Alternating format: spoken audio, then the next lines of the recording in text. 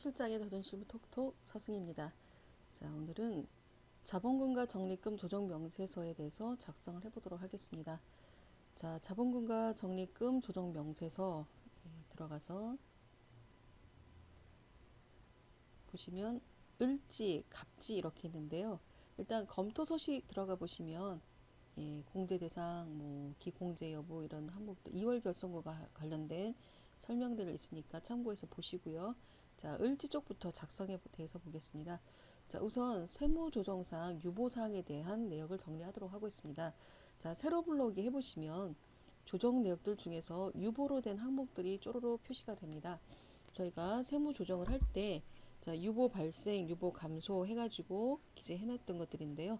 자, 여기 증가 쪽, 감소 쪽 해가지고 나와 있고, 자, 만약에 전기 이전에 선급 비용에 대한 부분이 있었다라고 하면 전기에 발생된 건 기초에 예를 들어서 10만 원이 있는데 전기 거 기간이 경과돼서 10만 원 감소시키고 올해 거 새로 발생해서 오래된 만큼이 이제 기말 잔액으로 넘어가도록 이렇게 되어 있는 것이죠. 그래서 을지에 나와 있는 내용은 유보사항, 유보사항에 해당되는 내용을 그대로 증가, 감소에 해당되는 부분. 자, 그럼 올해 여기서 기말 잔액이 나와 있는 이 부분은 내년이 되면 다시 기초 잔액으로 또 넘어오겠죠. 그래서 이러한 서식들은 전기 서식을 반드시 검토해 주셔야 되고요. 그리고 전기의 유보로 남아있던 것들을 반영을 하는 것도 굉장히 필요한 작업이 되겠습니다. 세로 블록이 하시면 작년도 거 가지고 오는 것이 올해 발생한 것들 가지고 오고요. 그 다음에 전기와 관련된 유보사항은 전기 유보를 클릭을 해서 이 시스템에서 계속 작업을 했기 때문에 유보사항을 작년도 걸 갖고 있죠. 그러니까 그 내역을 기초로 받을 수 있도록 하시고 단기에 발생된 증가 감소를 반영해서 기말 잔액에 표시할 수 있도록 하시면 됩니다. 자, 이때인데 저희가 조금 깔끔하게 가려면 항목마다 이렇게 다 표시가 되니까 보기가 어려운 것들이 있습니다. 선급 비용도 마찬가지고, 그래서 선급 비용 같은 경우에 하나의 내용인데 여러 줄로 표시되는 경우가 있는데요. 그런 경우는 한 줄에 표시가 될 수 있도록 조정을 해주시는 것도 필요하겠습니다. 자, 유보사항이 을지 쪽에 있는 거고요. 그 다음에 갑지 쪽으로 가보겠습니다. 갑지 쪽에 가서 보면 이제 자본금과 적립금 중에 자본금과 관련된 부분들이 되겠습니다.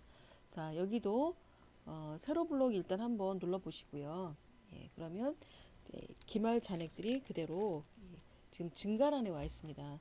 자, 그런데 여기 주의하실 거는 이 계속 기업인 경우는 증가가 아니죠. 기초값이 그대로 와 있어야 되는데 전기기 없으니까 그대로 지금 증가란에 표시가 이렇게 되어 있는 겁니다. 자, 그래서 자본금 부분 중에 또 화면 위에 보면 BS 조회라고 된 키가 있는데요. 자, BS 조회를 눌러보시면 재무 상태표를 보는 메뉴가 되겠습니다. 자, 그래서 여기에다가 전기분, 비교식에 해당되는 전기분은 기초값에다가 넣어주시고, 그 다음에 단기에 자본금이 증자가 됐었거나, 또는 감자를 해서 자본의 증가 감소가 있는 경우 또는 이익여금 처분 내역이 있는 경우든 그런 금액이 이제 단기 증가란에 반영이 돼서 기말 잔액에 반영이 될 수 있도록 하시는 게 필요하고요. 자, 자본금과 적립금 계산서에 해당되는 내역은 그대로 을지 쪽에서 받으면 되는 것이고요.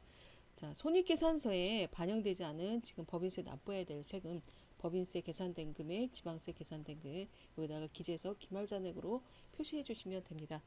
자, 그런데 손익계산서에 법인세 등이 반영이 되어 있다면 자, 여기서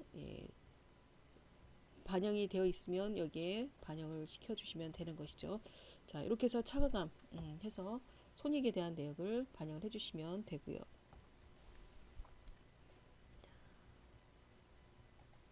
그 다음에 이제 2월 결손금이 있는 경우에 세 번째 탭에 가시면 2월 결손금 명세가 있습니다.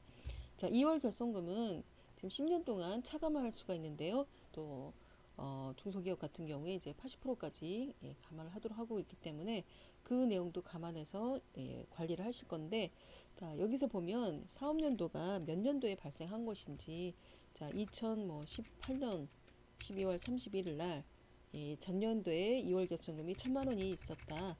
그러면 이 내역이 여기 있었고, 그 다음에 올해 얼마를 써서 기한 내에 지금 올해 얼마를 사용을 해서 올해 공제를 했고, 그리고 이제 내년에 그 금액이 없다, 뭐 이런 식으로 확인을 해줘야 될 부분이다라는 거죠.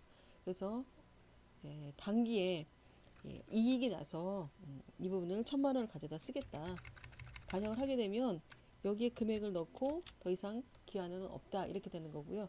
자, 2월 결손 계속 늘어나고 있다라고 하면 그대로 가고, 그 다음에 올해도 또 결손이다 그러면 2019년 12월 31일 날 결손이 500만 원이 또 생겼습니다. 예. 그래서 누적해서 연도별로 차곡차곡 쌓이게끔 하십니다. 여기는 연도별로 차곡차곡 쌓이게끔 하고, 그 다음에 이제 기간이 경과돼서 더 이상 못 쓰게 되면 기한 경과로 빼버리는 거고요. 그 다음에 계속해서 사용하게 되면 단기에 사용했던 금액만큼을 반영해서 잔액이 내년으로 넘어갈 수 있도록 이렇게 2월 결손금에 대한 관리를 하신다라는 거죠. 그리고 작년에 2월 결손금 없었어도 올해 2월 결손금이 생겼으면 내년으로 넘길 때 2월 결손금을 올해 발생한 것도 표시를 해주셔야 2월 결손금에 대해서 내년에 또 전기서식으로 반영을 받을 수가 있는 것이죠. 자, 여기서 만약에 2월 결손금을 전년에 있었던 결손금을 단기에 써먹었다라고 한다면 이 금액이 결과적으로 어디로 가야 되냐면 법인세, 과세 표준 및 세액 조정 계산서에 가면 여기에 2월 결손금란 있죠. 예. 올해 각삼례도 소득에서 2월 결손금 1,000만 원 써먹었고, 그리고 나머지 갖고 산출세 계산했다 이렇게 적용이 되게 됩니다. 그러니까 2월 결손금 전년도에 남아있던 금액, 전년도에 남아있던 2월 결손금 얼마인지 확인하셔야 되고, 그리고 전기 서식에 있던 금액을 가져다가 올해 써먹을 때 적용을 하실 때는 법인세 과세 표준 세액 조정 계산서에 여기다가 적용을 할 수 있게끔 해주시는 거고요. 적용한 만큼 자본과 적립금 조정에서는 단기 공제액으로 반영이 되도록 하시면 되는 것이죠. 자, 그래서 자본금과 적립금 조정명세서 갑을과 관련된 서식은 우리가 회계 쪽에서 재무상태표가 계속 2월 돼서 넘어가는 것처럼 법인 조정도 자본금과 적립금 조정명세서 갑을지에 있는 내역이 계속적으로 다음 해에 영향을 미치는 금액들이기 때문에 관리도 해줘야 되고요.